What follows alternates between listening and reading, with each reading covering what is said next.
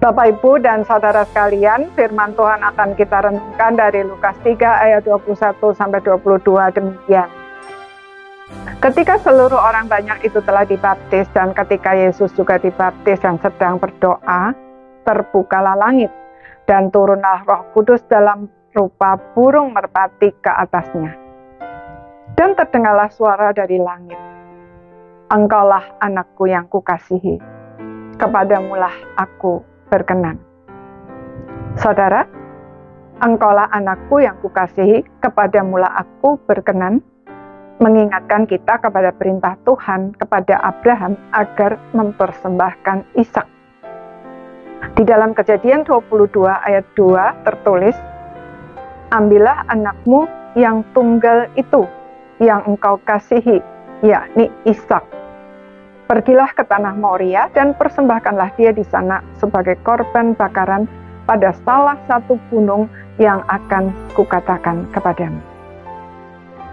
Melalui perintah tersebut Tuhan menyatakan kepada Abraham bahwa seperti itulah yang akan dia lakukan untuk menebus manusia dari dosa. Di dalam Yohanes 3 ayat 16 tertulis, "Karena begitu besar kasih Allah akan dunia ini, sehingga ia telah mengaruniakan anaknya yang tunggal, supaya setiap orang yang percaya kepadanya tidak binasa, melainkan beroleh hidup yang kekal." Saudara, setelah Abraham menunjukkan ketaatannya, Tuhan mengganti Ishak dengan seekor anak domba sebagai korban bakaran.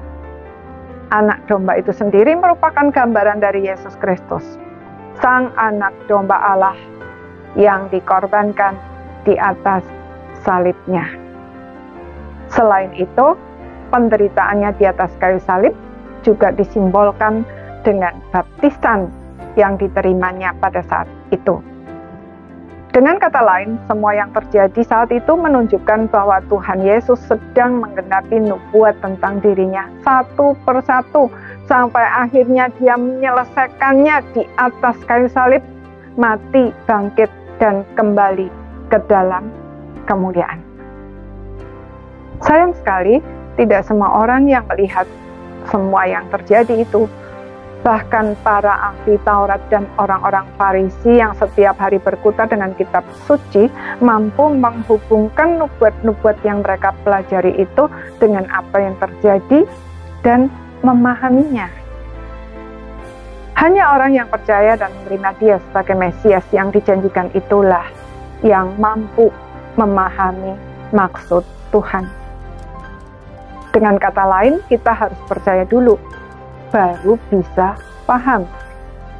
Mengapa demikian? Karena pribadi Tuhan dan firman-Nya jauh melampaui kemampuan pikiran kita untuk memahaminya. Jika kita menuntut untuk memahaminya dulu baru percaya, maka selamanya kita tidak akan bisa percaya. Sebaliknya, jika kita mau percaya walaupun tidak mampu memahaminya, maka Tuhan akan menyingkapkan kebenarannya, sehingga kita akan bertumbuh di dalam pengenalan akan Dia.